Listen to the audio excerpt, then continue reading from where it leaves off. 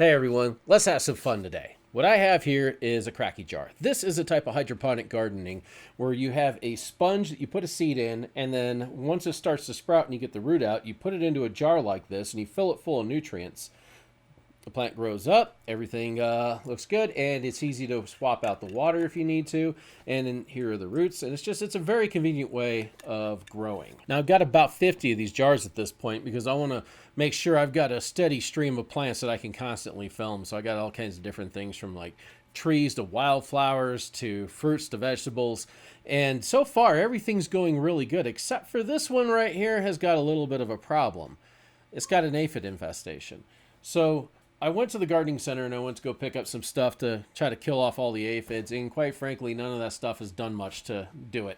There's still tons of aphids on there, and I was kind of wondering maybe this isn't an aphid, maybe it's something else. So I got some macro equipment out and got in there and took a look at these little buggers, and sure enough, they are aphids.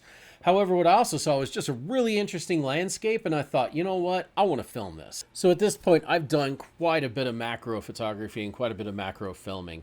I've got some pretty specialty equipment for it that gets me some pretty high magnification, and quite frankly, the only system that I've used so far that really showed me that it is capable of doing that kind of work would be the eMotimo Spectrum ST4. This is my unit, and I have had this for probably about 4 years. It's been heavily used. I've even got burn-in on the screen for a shot that I did that was like a 4-month shot with it.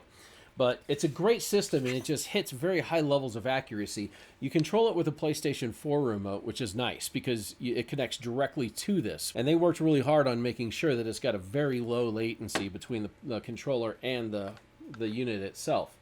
So I've been able to use this and film things at 10, 12, 15, even 16 time magnification, where I really still have a high degree of control. It's got motor tuning capability in here, so you can dial everything down and make these really, really, really minute movements. So to take the eMotimo on and see who's going to be the king of motion, I also have the Kessler Crane second shooter pan tilt. Now this is not the Cine shooter, okay, and I realize that's a different system, and I don't know all the capabilities about it. I've literally had no experience with it all. I have had this system with their Pro controller, 2 of their Plus controllers, and enough parts to build out 2 4-axis rigs for quite some time. To be honest, I ran into a lot of problems with the connectivity, and it got to the point where the usage of it was just so frustrating, even after having my controller with them for several months. And when I finally got it back, I still constantly ran into problems. I just gave up on it and I shelved it, and then it sat up there for 6 months while I worked on a whole bunch of other things that I needed to get done. I just didn't have time to mess around with it.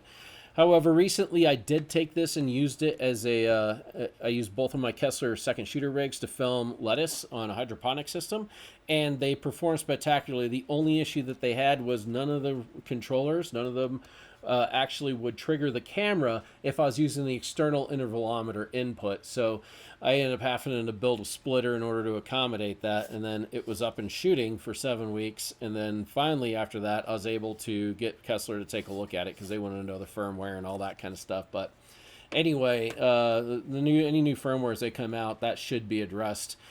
I thought that this would be good, though, to take a chance and really kind of pit this against it, because I've been left with a bad taste in my mouth on this, but I really want to like it. There's a lot to like about this system. There really is.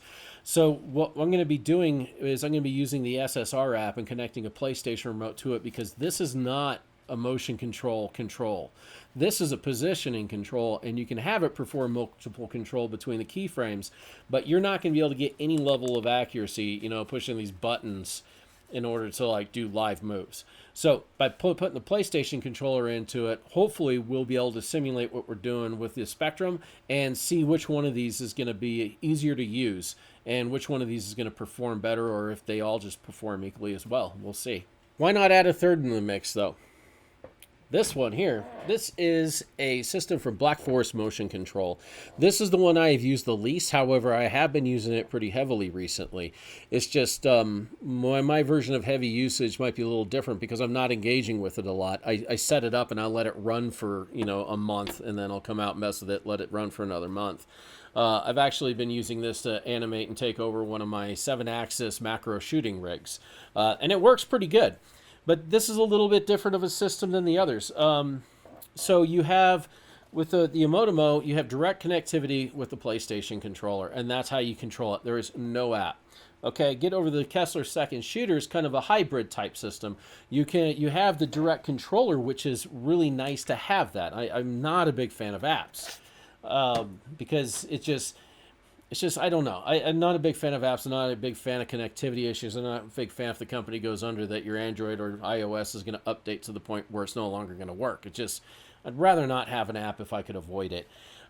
This system requires an app. There is no direct interfacing with it. The app works fairly well. I don't want to get too much into the weeds on this, but I've used this quite a bit, and it's a fairly decent system. I have not really had many problems with connectivity to it once in a while, but for the most part, it's been fairly solid. But this is going to be really interesting because this is the one I know the least. I understand that it uses these stepper motors that are put into these gearboxes, and that gives you your pan and tilt. This will control 4 motors. So I'm also going to be having it control one of my focus motors that I built for my Dragon frame rigs, and I made a cable to where it'll interface. This is Black Forest Motion Control, and this will be number 3. So I'm kind of excited to see how this is going to go. All right, I'm going to go on record and just go ahead and say I'm fairly confident the eMotimo is just going to smoke these other 2 systems. And here's why, okay? I've used the eMotimo a lot, and I understand how to tune the motors, and I know how close or how accurate it is because I've really pushed it to the limits. The lens I'm going to be using for this is called a T160 Robusto Lite from Infinity Optics. This is a 16-time magnification lens, and as you can see, it's also a bit of a probe lens. So it sticks this way out away from the sensor, which exaggerates movements. In fact, when you're just panning back and forth, it almost looks like a parallax move at that level.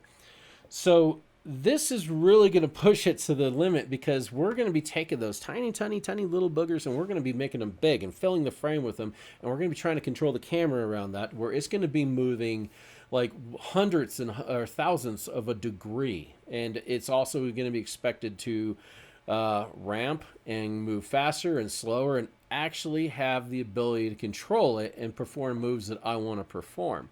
So this is going to be interesting. The other 2 systems, neither of them use the PlayStation control as the primary interface, which makes me think they might not spend as much time in order to get the absolute minimum lag needed.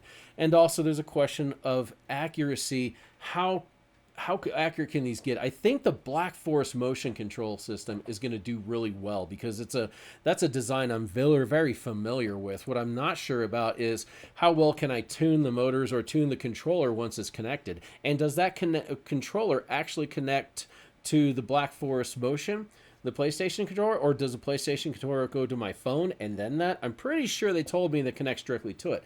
I don't know about Kessler. It very well may be that the PlayStation controller connects via Bluetooth to your phone, and then it connects, controls the system through the wireless to the controller.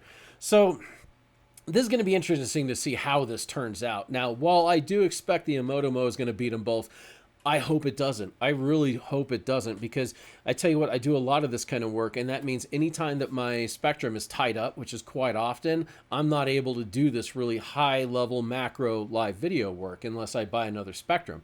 Well, I got these 2 other systems, so it would just make me nothing happier to find out that all of them are able to perform up to that standard because that means I'm going to have more options and ways that I can go about shooting things. So we're going to go ahead and go back.